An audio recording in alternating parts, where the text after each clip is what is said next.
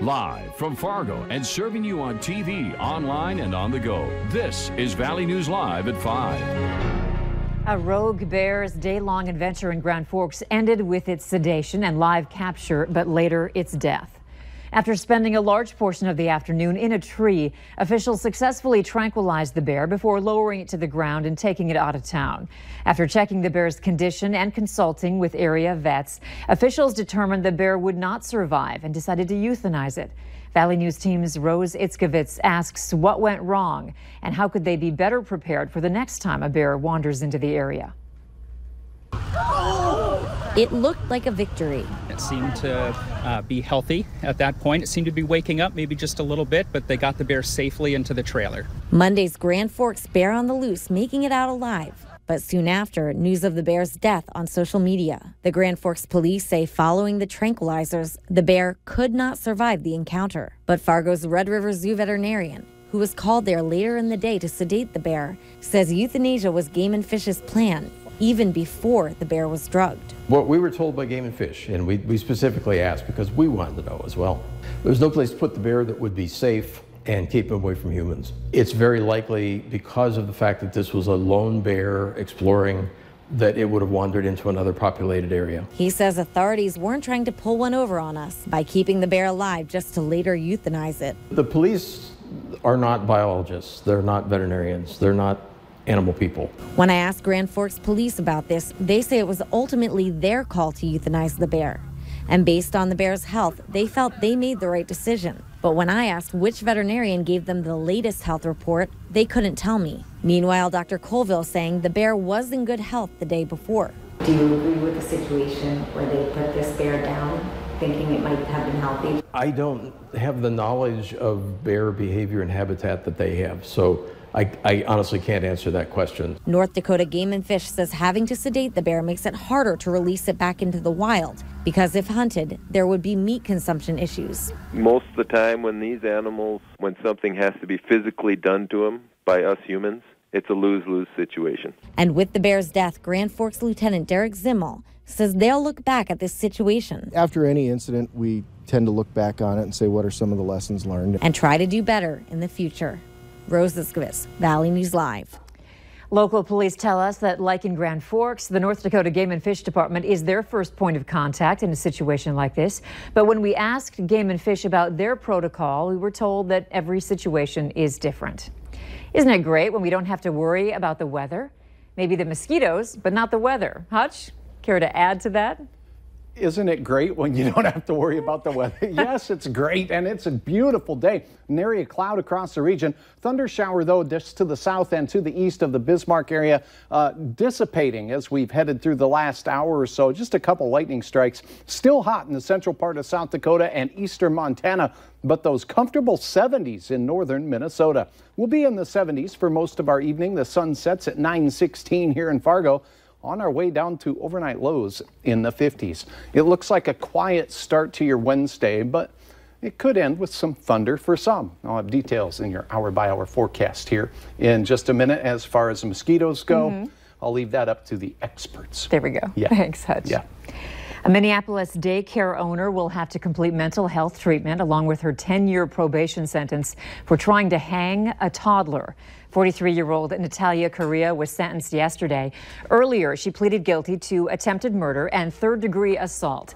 She also pleaded guilty to criminal vehicular operation for hitting a pedestrian and a bicyclist and another driver.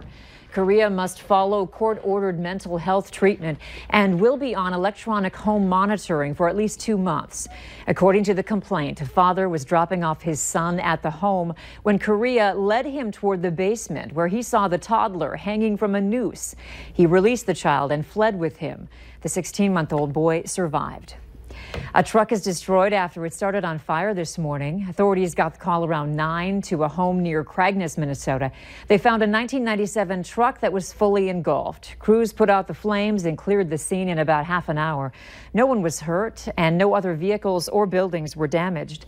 An electrical issue is believed to have started the fire. A pilot is dead after a crop duster plane crashed into the Missouri River near Fort Rice in Morton County. It happened around 3 this afternoon, less than a mile north of the Fort Rice boat ramp. Authorities say the plane was partially submerged in the water. A dive team with the Burleigh County Sheriff's Office was on the scene to help recover the plane. Cheyenne Street in West Fargo is open once again after being shut down all day. The major north-south artery is undergoing a complete rebuild, and today it had to be closed to traffic so crews could begin paving a part of the project. The new segment stretches from near I-94 north to 17th Avenue, and this is not likely the last time Cheyenne is going to have to be shut down. In fact, word is there will probably be another shutdown, perhaps as soon as the middle of next week. The Cheyenne Street corridor is being completely rebuilt from 13th to 40th Avenue West. The interchange at I-94 has been redesigned and is under construction as well. The total project is expected to take 2 years. Your evening commute could be a major headache if you take I-94 or University Drive in the metro. Construction on University Drive has more lanes closed than before, and this prompted major backups east and west on I-94 near the University exit. Crews are removing the median on University, bringing traffic down to 1 lane. The work is expected to be complete in a week to 10 days. A Colorado mom is turning her scary situation into a learning experience for other parents after she says her 3-year-old daughter almost died when she got trapped in the family's new washing machine. Lindsay McIver wrote in a Facebook post that her 4-year-old son woke her and her husband up, saying his sister was in the washing machine. McIver says they rushed downstairs to find their daughter locked in, and it was tumbling and filling with water. They were able to stop the machine and pull their daughter out, saying she only had a few bumps on her head. McIver says soon after they found a child lock setting on the machine, and they're warning other parents to look into it. Valley News Team's crime and safety reporter Bailey Hurley talked with local washing machine experts on what to do to keep your kids safe in the laundry room. It's just about anything with an electronic control. We'll have the control lock now. Control locks. That's what Chris Matthews says parents of young kids should be turning on after they're done with laundry for the day. And that's going to prevent unwanted use of the machines. It just keeps the controls from getting activated.